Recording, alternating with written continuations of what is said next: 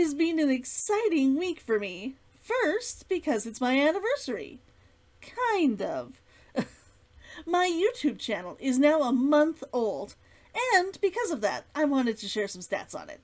Before I start though, I wanted to ask you to please remember to like the video, share, and subscribe if you're enjoying this read-along, or anything else I'm doing on this channel. Now, on to the stats. I would like to say I'm 100% proud of what I've accomplished already. During this first month, I've gained 15 subscribers already. My videos have been watched, at last check, 127 times in the last 30 days, which kind of blew my expectations, any that I may have harbored, out of the water. My top 3 videos are my inauguration video, my first Hunter's Gambit read-along covering Chapter 1, and my first Don't Starve Together Let's Play video. Now those are my oldest videos for the most part, so this tells me that if nothing else, people are interested in what I'm doing, and that nothing is straight up being ignored. I also know better than to assume that people are dropping everything and running here when I post. I'm more where you come to relax with a friend than a show you drop everything to check out, and honestly, I'm fine with that. I'd rather be that steady friend you stick with. Aside from that, I can tell you that most of my views are still coming via the YouTube page recommends, followed very closely up by Facebook, confirming that I should definitely continue posting there when my videos go live. And honestly, that's pretty much it for interesting stats right now. I will add that I've absolutely been loving this. Of course, I'm going to continue putting these videos out for you, and I really do need to start up Twitch soon as well, since my Let's Plays have taught me that I absolutely love chatting while I play. The other big exciting thing that happened is that I attended a virtual convention about Vtubers from DigiKomi, the digital expression of the DoKomi anime convention from Germany. While I was hoping for more of a professional VTuber convention, I can't say that it wasn't super fun. There were 2 Twitch channels, one in English and one in German, running full-time to provide us access to some of the biggest VTubers out there, and to offer interviews with people who only work digitally. Now, I shared a few small clips on my Facebook page, and for some of these people, VTubers or not, I will probably have a person behind the pen episode to introduce you to them. That might take a few weeks though, since I want to do a little bit of research on each, and see if there's any chance of getting you an actual interview with them on my channel. More likely than not, they will end up being just my own little introduction, rather than an interactive thing, but I'll do what I can for you. I will say that my personal favorite part of the day was when the host for the English event, Fisky, asked Merry who his favorite VTuber was. Here's a clip of his answer. My favorite VTuber is Philip DeFranco. DeFranco? Eh? I don't think One might consider the fact that Philip DeFranco is also a VTuber because what we see on our screens is in fact just a technological representation of what Philip DeFranco might look like, reproduced using ones and zeros. So, in fact, everything online is virtual. We're all VTubers. Yeah, all the YouTubers are VTubers in that sense as well. Now, I love this, because I don't think there should be a difference. Whether that person you're seeing is virtual or not, they're doing their best to entertain you. Don't think of them as any less real just because they're using an avatar online. Much in the way your Facebook account isn't an accurate representation of how you live your life, it is still how you present yourself to the world. Anyways, it's time for me to get off this soapbox and get started on the next chapter of my read-along. Now, in Chapter 4, Kazunaha was interviewed by Sheriff Dobson. Her sister narrowly kept her out of jail, but she was placed under house arrest until the situation has been resolved to the sheriff's specifications. Now, on to Chapter 5 of Hunter's Gambit. Alright, let me just pull up my book here. Richard closed his eyes as he heard the shuffling outside again. He thought he was in a healing room, but he wanted to make sure of it before gaining anyone's attention. Every healer was different, and if he was in the wrong establishment, he might need to escape, injured or no.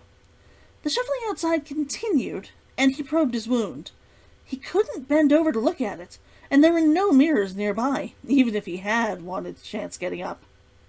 He felt around the wound itself. The skin was tight, warmer than the rest of his body, and the entire area hurt. He was sure he was bruised to hell, even if the hole itself was small. He closed his eyes and touched it. Even expecting the pain, he gagged, trying to remain silent. The pain rolled through him like a wave, reducing everything in him to that one point. Even his curse had never dropped him like this, after the first time. He took his fingers away and the pain receded, though much too slowly. He realized he was shaking and sweating. He concentrated on taking deep breaths. He remembered being shot, the wooden shaft punching its way into him. The whole area had burned, but Richard had been able to push past it. He wouldn't have allowed those men to take him. Death would have been preferable. After the fight, things became difficult to remember. He did remember Kristinel aiding him in battle. He'd never heard of the goddess taking the form of a Cian-Ku before, but he didn't see any reason why she couldn't. The Cian-Ku had their own gods and demons, of course, and they didn't hold to the teachings of the courtesan, or even that of her sometimes consort, the candlemaker, but surely some of them must. Richard reached a shaky hand up to his neck. The wooden symbol of the courtesan's sash was still on its cord around his neck. He lowered his hand, exhausted. Somewhere he heard a door open, and a rough voice berating the occupant. Richard closed his eyes again, and listened as intently as he could. Two men, one old and grizzled with gravel in his tone, argued. The younger one spoke without hesitation, his tone serious and quiet. The voice of someone who knew they were in charge, despite appearances. Richard relaxed incrementally. That meant that he had not been captured by his enemies. None of her servants would have been allowed to think they were ever in charge. He finally heard both men come towards the doorway.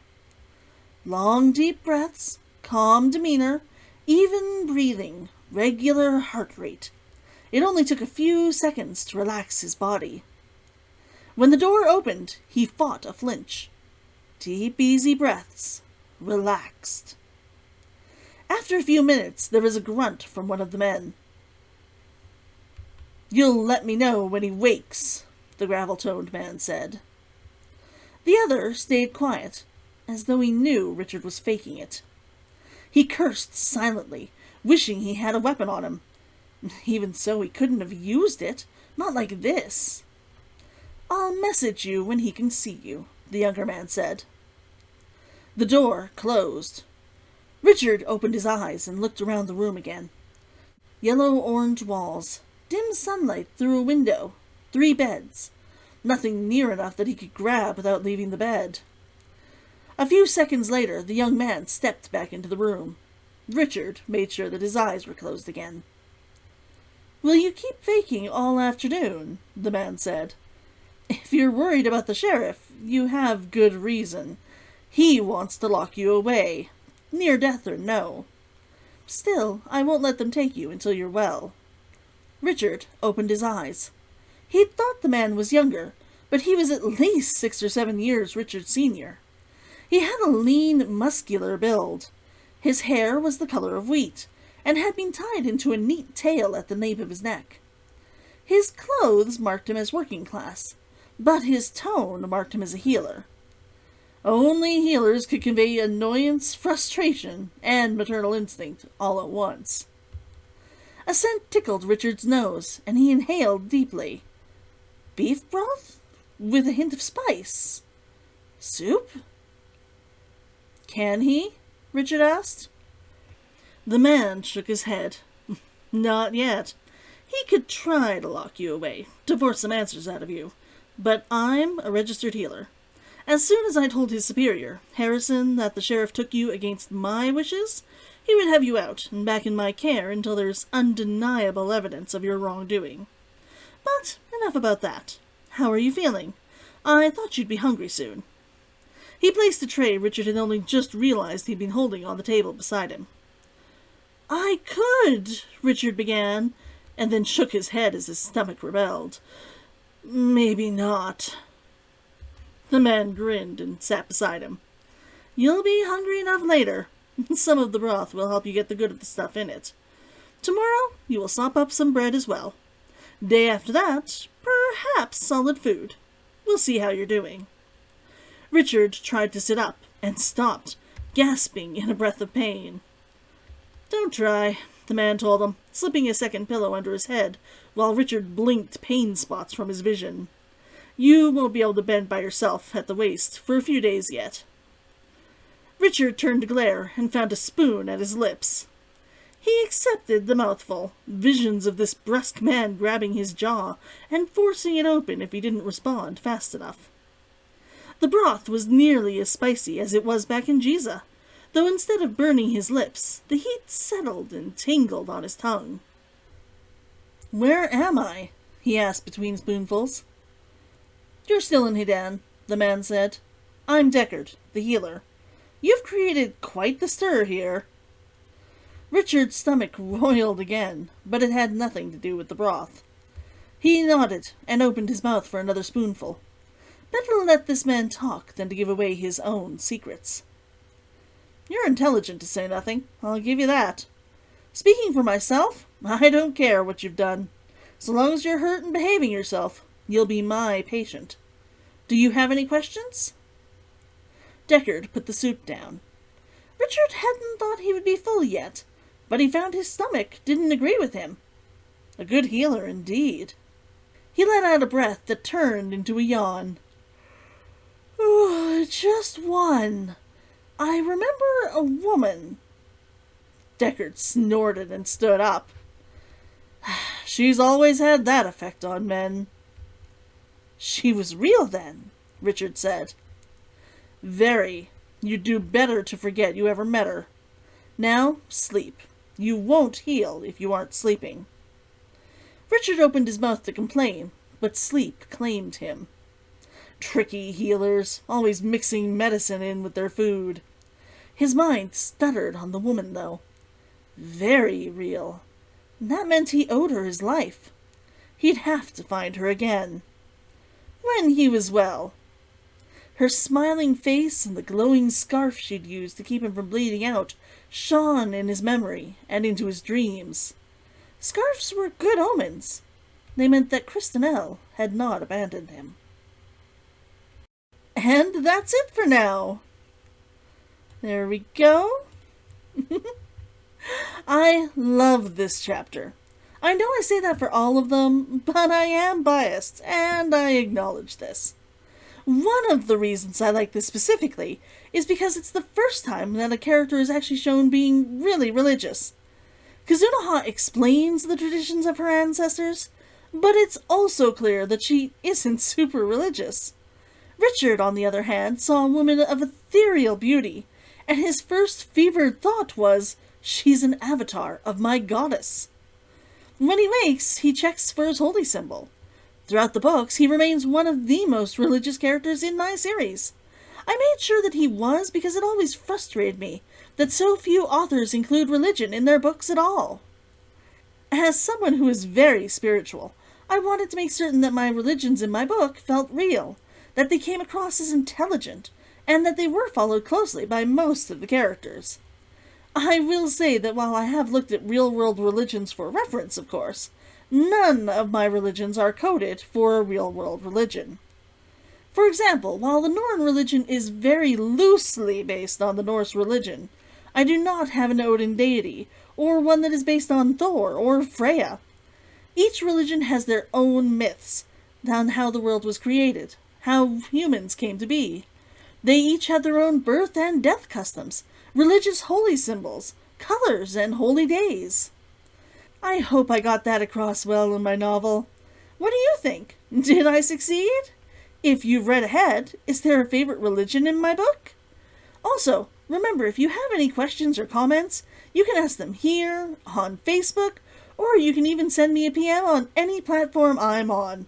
I'll be including all such comments, unless you prefer not to be included in my upcoming Q&A episode.